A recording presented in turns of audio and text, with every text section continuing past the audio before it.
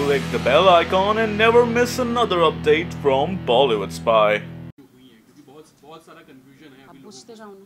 हाँ, बहुत सारा कंफ्यूजन है लोगों को। तो अपने शब्दों में अगर थोड़ा सा पहले बताना शुरू करें आप, क्योंकि आपको सारी पुलिस ढूंढ रही थी और मीडिया ढूंढ रही थी, अब जाके आप मिली हैं।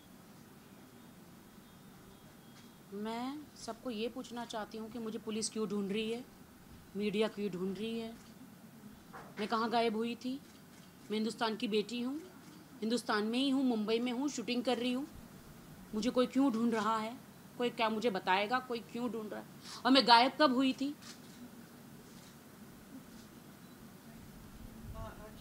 जिस तरह से मतलब ठीक है आपकी बात मान लेते हैं, लेकिन जिस तरह से जो सिलसिलेवार चीज़ें हुई उसमें ये था कि आपके खिलाफ एक केस दर्ज कराया गया।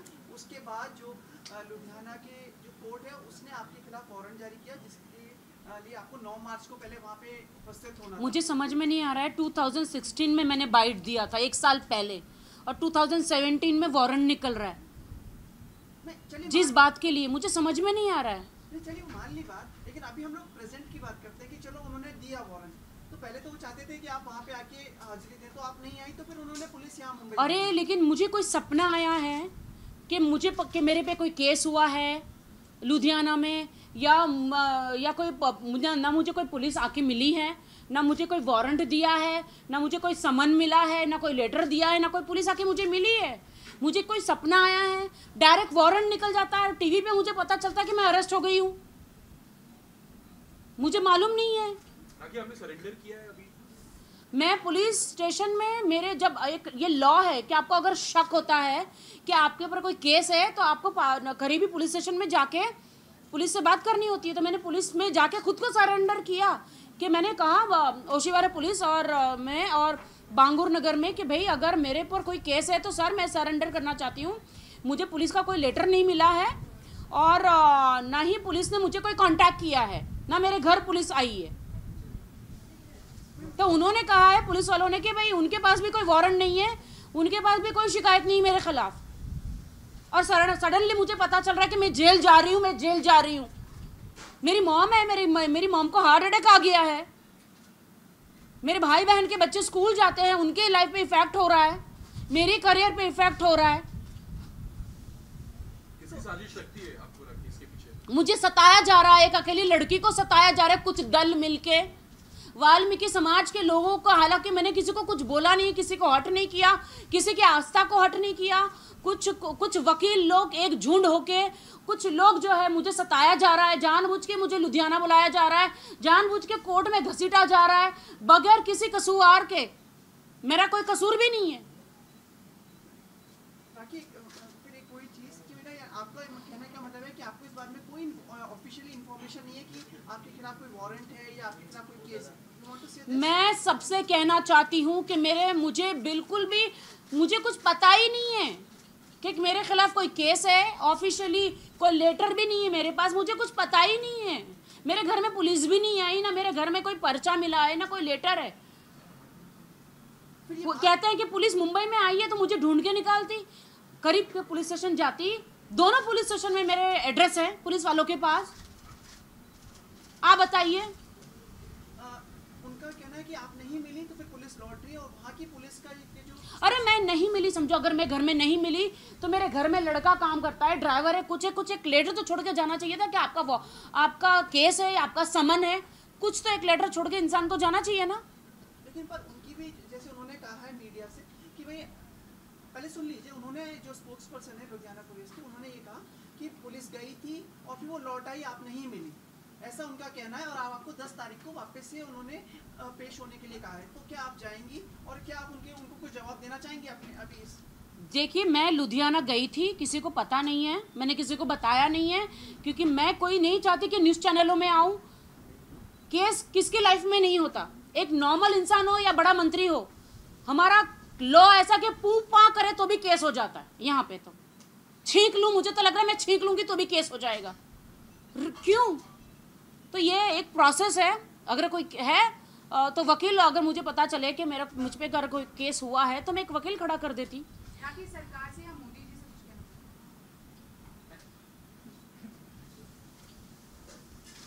मैं बहुत परेशान हो गई हूँ।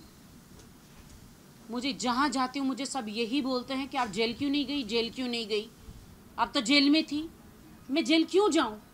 मैं मोदी सरकार से गुहार लगाना चाहती हूँ, मोदी जी को कहना चाहती हूँ कि आपके नागरिकों के साथ क्या हो रहा है, मेरे साथ क्या हो रहा है। आप सरकार में हैं और कुछ लोग ऐसा फ़ायदा उठा रहे हैं हमारा। तो मैं मोदी जी से, अमित शाह जी से सबसे रिक्वेस्ट करना चाहती हूँ कि मैं तकलीफ़ में हूँ, मुझे कोई सताया जा रहा है, प्लीज़ आप इस पे ध्यान दीजिए प्लीज़। मैंने हमेशा बीजेपी को सपोर्ट किया है, वैसे मैं किसी पार्टी में नहीं हूँ बट मैंने बीजेपी को सपोर्ट किया है, तो प्लीज़ आप मुझे सपोर्ट करें। राखी, ऐसा क्या होता था हमेशा जब भी कोई खबर आती थी राखी मीडिया में सबसे पहले आती थी और अपना पक्ष रखती थी, लेकिन इस बार राखी मीडिया से कटती नजर आ रही थी, अपना पक्ष नहीं रख रही थी। अगर लुधियाना जा रही थी तो अकेले जा रही थी, वो भी किसी को बता नहीं रही थी। मैं इसीलिए मीडिया के सामने नहीं आ रही थी क्योंकि जब मैं अच्छे नेक काम करती हूँ, सड़कें बनवाती हूँ तो मीडिया दिखाती नहीं है। मैं ड्रेनें, बारिश होती थी ड्रेनें भर जाती, मैं जाके बंद करवाती हूँ, मंत्री आसपास के एमएलए को पकड़ के वो करवाती हूँ, तो मीडिया क्यों नहीं दिखाती? रेप पीड़ित लड़कियों को अस्पताल में दाखिल करती हूँ, पुलिस स्टेशन लेकर जाती हूँ, तो अच्छे काम तो मेरे दिखाती नहीं है। मैं जेल जा रही तो दिखा रही है।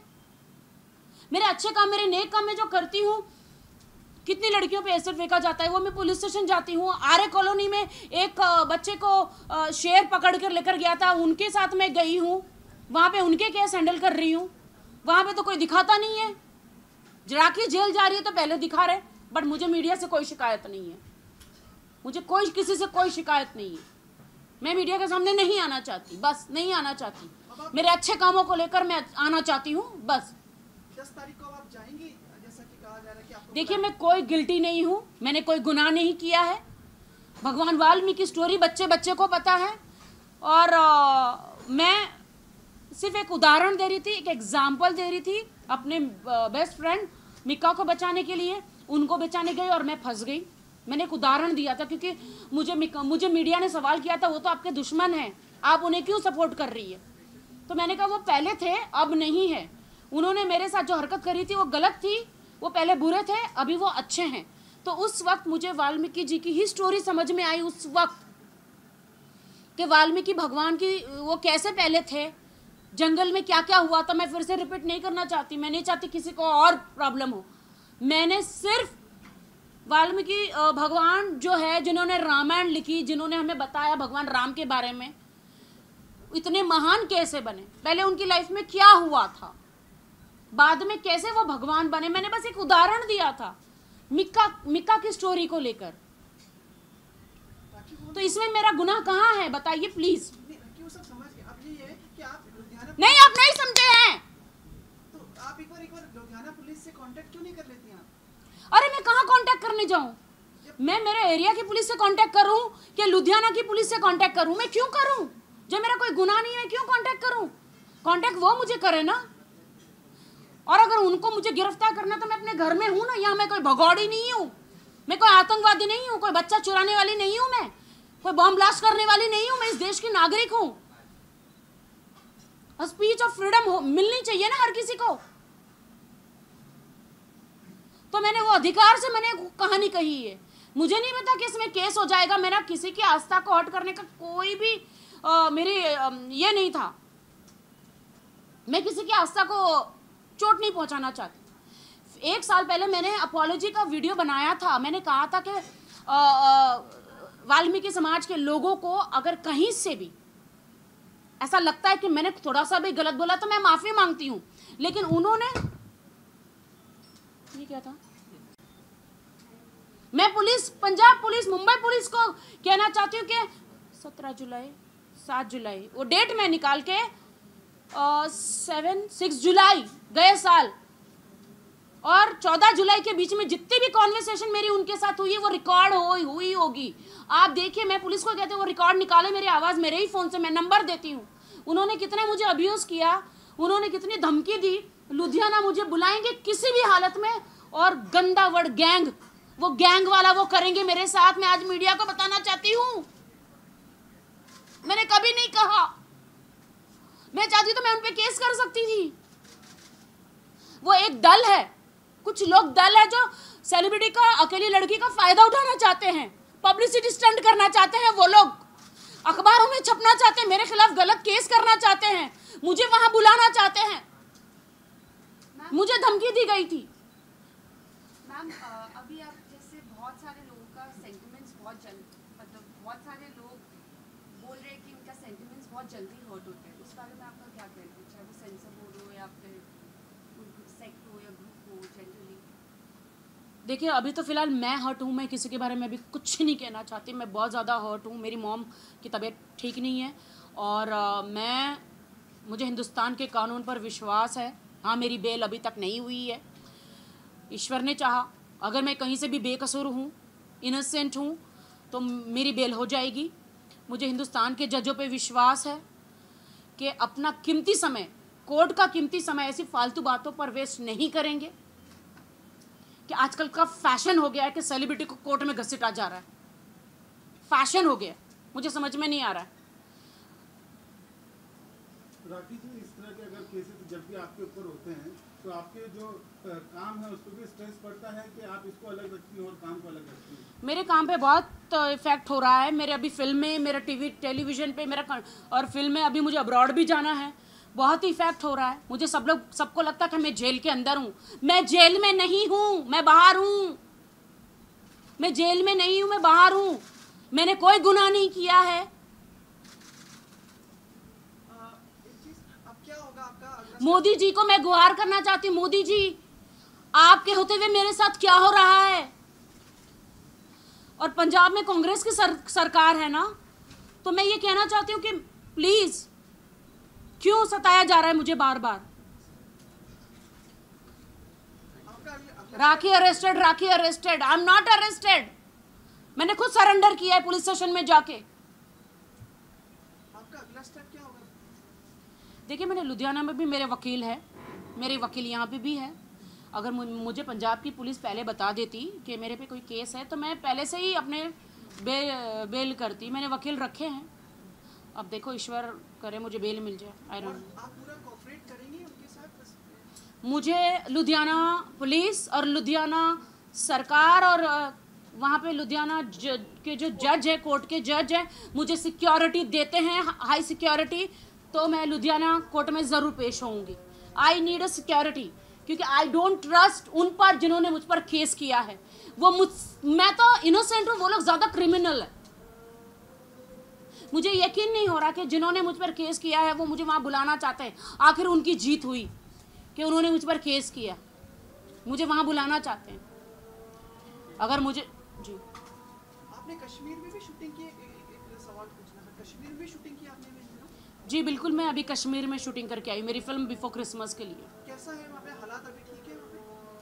मैंने जम्मू कश्मीर, सनासर और श्रीनगर बहुत अच्छी वहाँ पे शूटिंगें करी है। हालात तो मैंने बॉर्डर पे ऊपर जाके शूटिंग करी है। मैं महबूबा मुफ्ती जी से भी मिली। सीएम जो है वहाँ की, महबूबा मुफ्ती जी से मिली और उन्होंने बहुत ही अच्छी सिक्योरिटी मुझे वहाँ पे दी और वो बहुत अच्छी लेडी हैं। और उन्होंने ये भी कहा है कि आप पूरे बॉलीवुड को यहाँ पर लेकर शूटिंग करने आओ, हम आपको यहाँ पे पूरी सिक्योरिटी देंगे। महबूबा मुफ्ती जी बहुत अच्छी लेडी है। पीसफुल जगह है like for the shootings and everything? Please मैं बॉलीवुड को ये कहना चाहती हूँ हाथ जोड़ के कि आप लोग स्विट्ज़रलैंड, अमेरिका क्यों जाते हैं शूटिंग करने के लिए स्नो में? आप कश्मीर जाइए, सनासर जाइए, वहाँ पे इतनी स्नो, इतना अच्छा लोकेशन है। हमारे हिंदुस्तान में ही स्विट्ज़रलैंड है, तो आप क्यों वहाँ पे जाते हैं शूटिंग करने के लिए? कम से कम बजट में यहाँ पे भी शूटिंग हो जाएगी, महबूबा मुफ्ती जी ने कहा है। एक चीज़ और पूछनी थी, आज एक खबर आई थी, वो इंडस्ट्री में कास्टिंग वगैरह का कुछ प्रॉब्लम होता है, जैसे विकास बहल। भैया तू तो माफ़ी कर दे।